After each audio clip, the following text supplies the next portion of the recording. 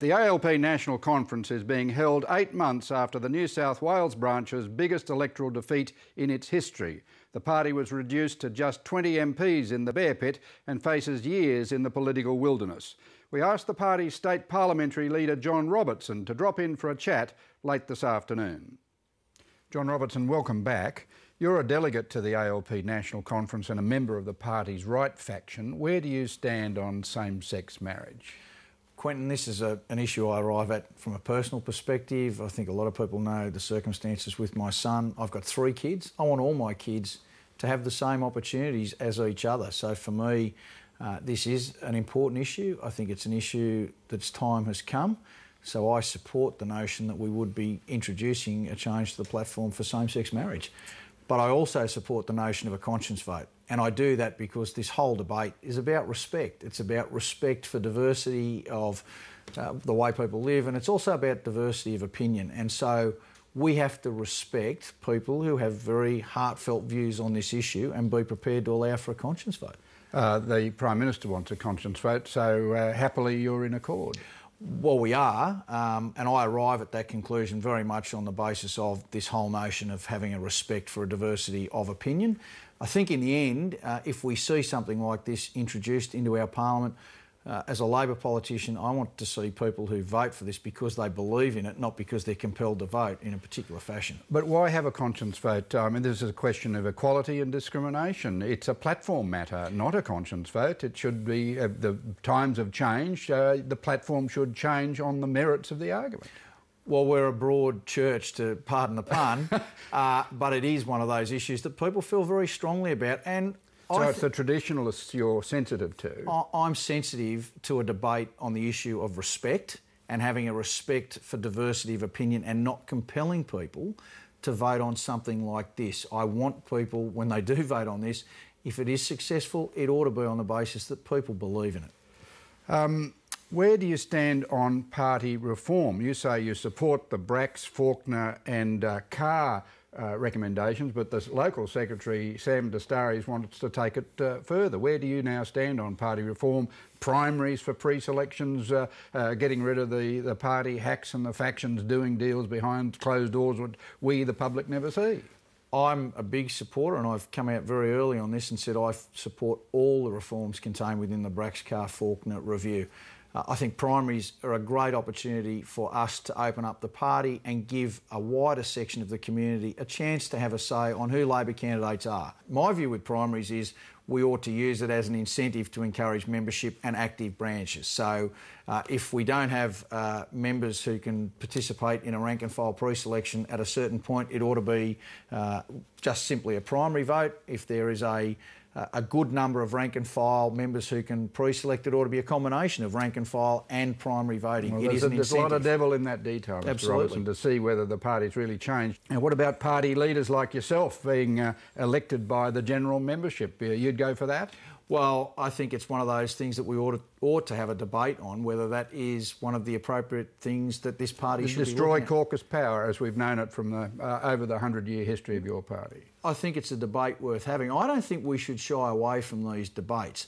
My view is that everything ought to be discussed, and one of the great strengths of this party is it's been prepared to debate these sorts of issues, and in many cases debate them quite openly, unlike our opponents who hold a conference and lock the doors and keep the media out.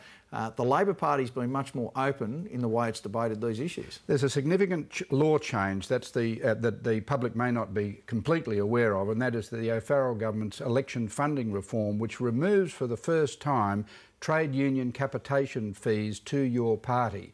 They've been helping the bankrolling of the Labor Party since its inception. That is over. So where does that leave you as far as your funding base is concerned? If these laws do come into effect, it means that we will have to find alternate ways that we raise funds to campaign.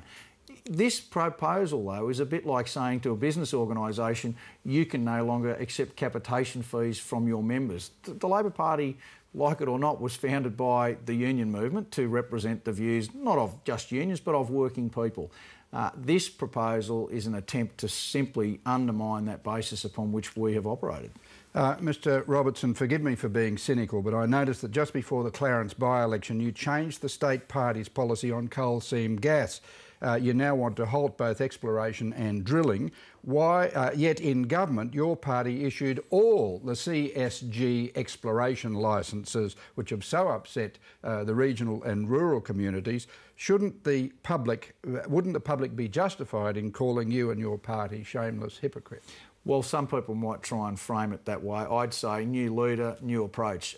March 26, we were dealt with by the public and sent a very powerful message. Part of that message is change your ways. What I've done is adopt an approach on coal seam gas that is much more reflective of the views of the community, and certainly I've looked at the science on this. I've looked at the issues that are being raised by so many people, and what's clear is that we don't know enough about the long-term effects of coal seam gas on groundwater, on water aquifers and those sorts of things. So I've taken the view that what we need to do is push pause and make sure that we end up with a scientific consensus that we're not compromising on water, because if we destroy a water aquifer or damage a water aquifer, it can never be repaired. And I think that's one of the critical issues. We need to make sure, if this industry is going to grow, we're not compromising water, which leads to a compromise of food security. Finally, can you please explain to our viewers these ICAC revelations about former Minister Ian MacDonald and the prostitute going up to the Four Seasons Hotel after a long lunch at Tuscany restaurant in Leichhardt? What is going on? Well, I'll just say this.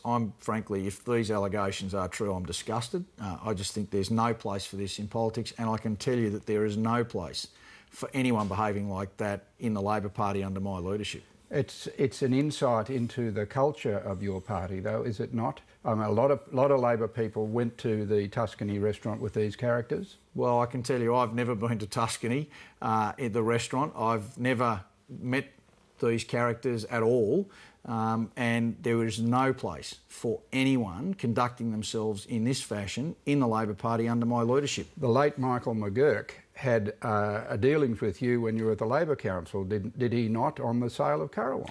I had one meeting with Michael McGurk, and we did not proceed to do business with Michael McGurk over the sale of Currawong. But I'll just make the point again, we are not going to, and I am not going to tolerate anybody behaving in the manner that is alleged of Ian MacDonald whilst I'm leader of the Labor Party. And I will do everything I can to make sure that if there are these sorts of things being alleged, that we get to the bottom of it. And if it's true, I can tell you that I'll be rooting those people out of the Labor Party. The characters of the Labor Party are mates of yours. You are part of the culture. Well, no, I've not been involved in these sorts of things, and I will not tolerate that sort of behaviour if it's going on. There is no place for that. As I said, if those allegations are true, it's absolutely disgusting, and I'm appalled by what I continue to see coming out of ICAC on a daily basis. John Robertson, thanks very much. Thanks, Quentin.